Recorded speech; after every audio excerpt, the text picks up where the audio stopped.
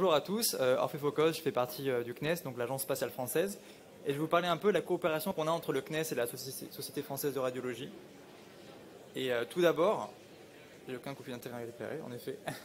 Tout d'abord, je vais vous parler un peu des missions du CNES parce que c'est voilà, donc c'est pas forcément connu de tout le monde. On a donc 5 domaines d'intervention. Le premier, c'est les lanceurs avec la filiale Ariane.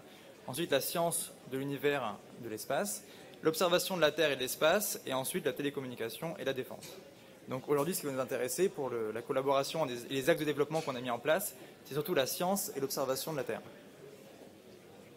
Donc, pour savoir, en fait, un des principes fondamentaux de la science pour l'espace, c'est l'étude du corps humain en micropesanteur.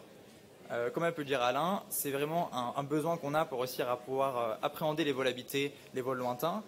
Et les médecins, les scientifiques ont un besoin fort de développer des nouvelles techniques pour pouvoir ausculter, pouvoir développer des moyens de voir les organes, par exemple, d'un astronaute. Donc c'est un besoin qui est tellement fort que depuis la station Mir, il y avait déjà un échographe et jusqu'à maintenant dans l'ISS, il y a aussi un échographe qui est passé à bord. Et là où dans la station Mir, il faisait 1 mètre cube, maintenant il fait la taille d'une tablette dans la station spatiale internationale. Pardon. Donc on voit bien qu'il y a une évolution de la technologie et forcément au CNES, on a aussi un besoin d'avoir des prises d'images qui sont belles et donc on s'est entouré d'experts du domaine pour pouvoir nous assurer que c'est le cas.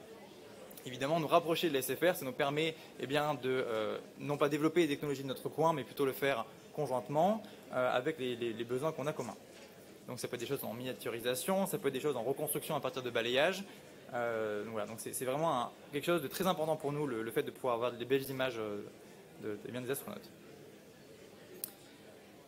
Ensuite, d'ailleurs, il n'y a pas qu'un échographe à bord de l'ISS, il y a aussi un tomographe qui est utilisé pour voir la déformation de la vision chez l'astronaute. Mais ce qui est aussi important à comprendre, c'est que l'échographie dans l'espace, c'est pas quelque chose de simple. C'est quelque chose qui est même assez complexe. On ne peut même pas demander à un astronaute de faire une échographie de lui-même parce qu'il n'a pas les compétences pour le faire. Donc ce qu'on va faire, c'est qu'on va avoir un expert au sol avec un système de télémédecine qui va utiliser la sonde et la répliquer au bord de l'ISS. Il va pouvoir en fait faire à tout instant une belle prise d'image d'un organe. Très important parce que quand on a envie de savoir comment est-ce qu'une carotide par exemple va évoluer tout au long d'un vol, il faut qu'on ait des images qui soient vraiment belles.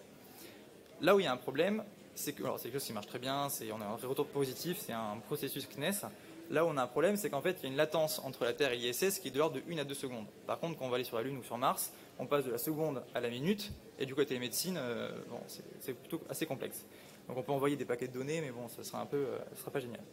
Donc on a aussi une réflexion en cours sur comment est-ce qu'on peut autonomiser l'échographie, comment est-ce qu'on peut, donc via de l'IA évidemment, comment est-ce qu'on peut former des astronautes. Et ça, c'est aussi une réflexion qu'on fait avec la SFR parce qu'on va pouvoir du coup avoir des choses en commun, des réflexions communes et justement pouvoir nous améliorer sur le sujet.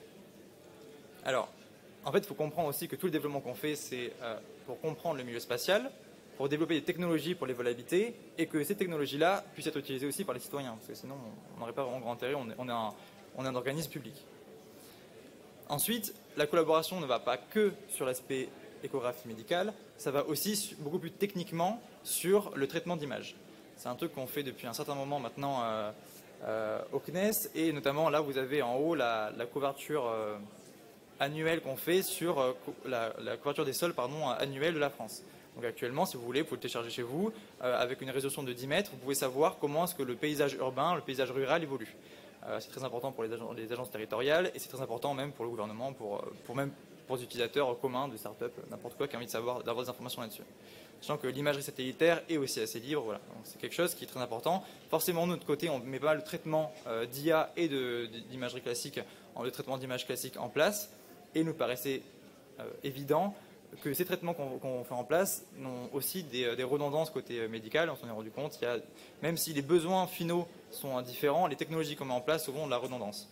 Donc, par exemple, là j'ai cité l'hétérogénéité des données, c'est quelque chose d'assez important. On a de l'imagerie multimodale, qu'on va utiliser un radar ou un système optique, et bien on va avoir des choses différentes sur la même zone. Et c'est aussi un peu la même chose en médical, parfois on va avoir des façons multimodales de voir un patient. En dessous, j'ai mis aussi des cas où vraiment on a des trucs assez spécifiques en IA sur, par exemple, la détection d'inondation, par exemple dans l'Aude, pour savoir quels ont été les dégâts de l'inondation et comment est-ce qu'elle s'est propagée l'inondation. Et bien forcément, on va utiliser des techniques d'intelligence artificielle, des techniques de traitement d'image assez poussées. Et pourquoi est-ce qu'on ne l'utiliserait que de notre côté? Pourquoi ne pas les utiliser aussi dans d'autres cas? Et Et voilà, j'ai aussi noté le débruitage d'images qui est très important pour le spatial et que c'est très important forcément pour le médical.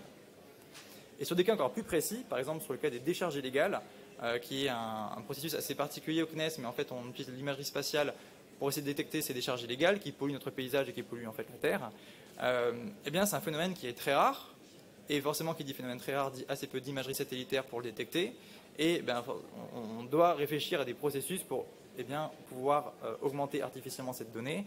Et bien évidemment c'est pour ça qu'on parle de data augmentation. Donc c'est une pipeline qu'on ne va pas seulement mettre en place côté SFR ou côté CNES, on a tout de besoin, un besoin fort côté data augmentation.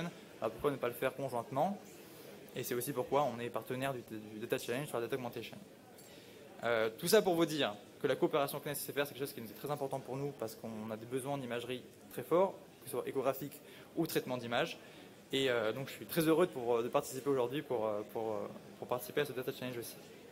Et j'en ai fini ma présentation.